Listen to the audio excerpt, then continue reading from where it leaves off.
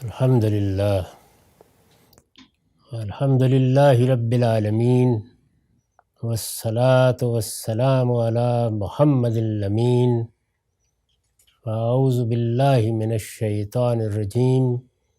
بسم اللہ الرحمن الرحیم۔ خواتین و حضرات، ہم مشکوٰۃ المصابیح میں کتاب الصوم کا مطالعہ کر رہے ہیں۔ اب لیلۃ القدر کا باب شروع ہو رہا ہے۔ ام المومنین سیدہ عائشہ کی روایت ہے، قالت قال رسول اللہ صلی اللہ علیہ وسلم تحروا لیلۃ القدر فی الوتر من العشر الاواخر من رمضان۔ وہ کہتی ہیں کہ رسول اللہ صلی اللہ علیہ وسلم نے فرمایا، رمضان کے آخری عشرے کی طاق راتوں میں لیلۃ القدر کا قصد کیا کرو، اس کو تلاش کرنے کی کوشش کیا کرو۔ لیلۃ القدر کے بارے میں یہ بات قرآن مجید نے بیان کر دی ہے کہ یہ فیصلوں کی رات ہے، بڑی برکت والی رات ہے۔ سورہ دخان میں اس کو لیلۃ مبارکہ کہا گیا ہے، اور سورہ قدر میں اس کے بارے میں یہ بتایا گیا ہے کہ اس میں اللہ کے فرشتے اور روح الامین اللہ کے فیصلے لے کر اترتے ہیں، اور یہ بات بھی کہی گئی ہے کہ خیر من الف شہر، یہ 1000 مہینوں سے بہتر ہے۔ اس سے یہ معلوم ہوتا ہے کہ اللہ تعالیٰ نے اس کائنات کا نظم چلانے کے لیے جو خاص اوقات مقرر کر رکھے ہیں، ان میں اس رات کی بڑی اہمیت ہے۔ یہ مہمات امور کا فیصلہ کرنے کی رات ہے، اور جس رات کا یہ مقام ہے، ظاہر ہے کہ بڑے بڑے معاملات بھی اسی رات کے ساتھ خاص رہے ہوں گے۔ چنانچہ پھر ہمیں یہ بتایا گیا ہے کہ اللہ کی آخری کتاب اسی رات میں نازل ہونا شروع ہوئی۔ رمضان کے مہینے میں اور لیلۃ القدر میں اللہ تعالیٰ نے فیصلہ فرمایا کہ وہ قیامت تک کے لیے اپنی ہدایت کی کتاب اتار رہا ہے۔ یہ کوئی معمولی بات نہیں ہے۔ اگر یہ رات مہمات امور کے لیے مقرر ہے تو اس سے بڑا کوئی اہم معاملہ نہیں ہو سکتا کہ اللہ تعالیٰ نے انسان کو جو کچھ دے رکھا ہے، علم، عقل، شعور، جستجو کی صلاحیت، نئی ایجادات تک پہنچنے کا داعیہ، ان سب سے بڑھ کر جو اللہ کی نعمت اس کو مل سکتی ہے وہ یہ کہ وہ اپنی اس زندگی اور اس کے بعد میں آنے والی زندگی سے متعلق اللہ کی مرضیات کو جان لے۔ اس کے لیے اللہ کی آخری کتاب ایک میزان اور فرقان کی حیثیت سے تمام مذہبی معاملات میں فیصلہ کن اس رات میں اتاری گئی۔ تو اس لیے اس کی فضیلت، اس کی برتری،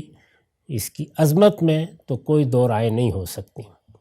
اب یہ سوال پیدا ہوتا ہے کہ کیا اس رات میں ایک بندہ مومن کو اگر یہ معلوم ہو جائے کہ آج وہ رات ہے تو کیا کرنا چاہیے؟ بہت سادہ جواب یہ ہے کہ اگر یہ رات ایسی رات ہے، اس درجے فضیلت کی رات ہے، اللہ تعالیٰ نے اس کو اس طرح کے امور کے لیے خاص کیا ہوا ہے،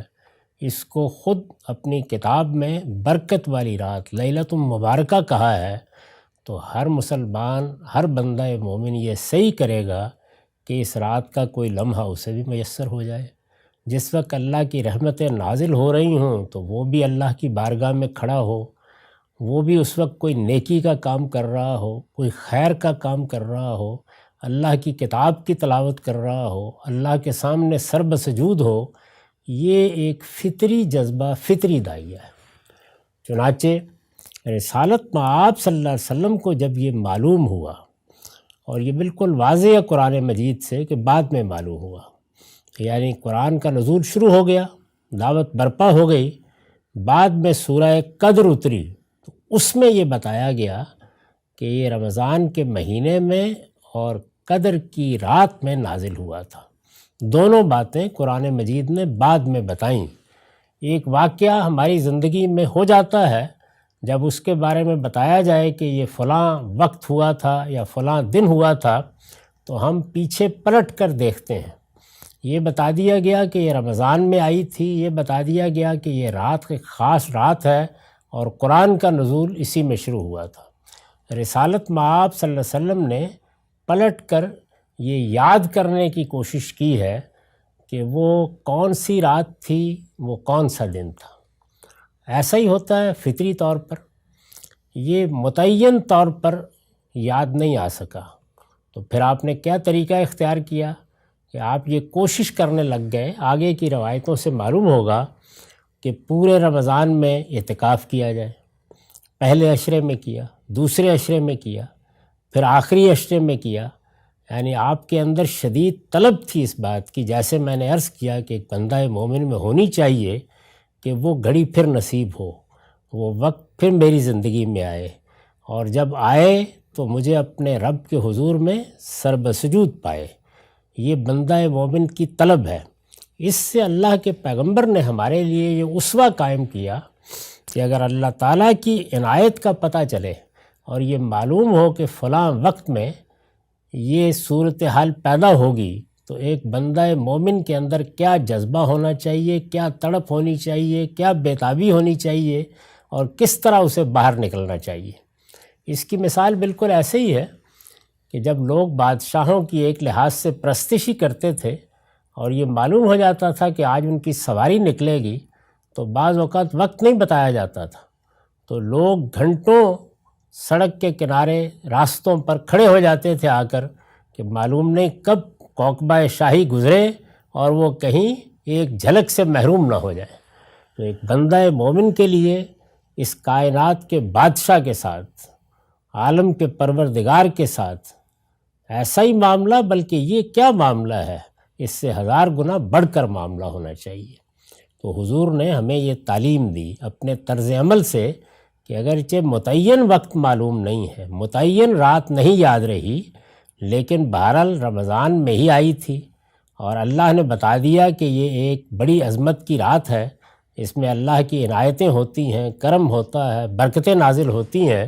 تو آپ اس کو تلاش کرنے کی صحیح کرتے تھے۔ یہ پس منظر ذہن میں رکھیے اور اس کے بعد دیکھیے کہ ان روایتوں میں کیا کیا باتیں فرمائی گئی ہیں۔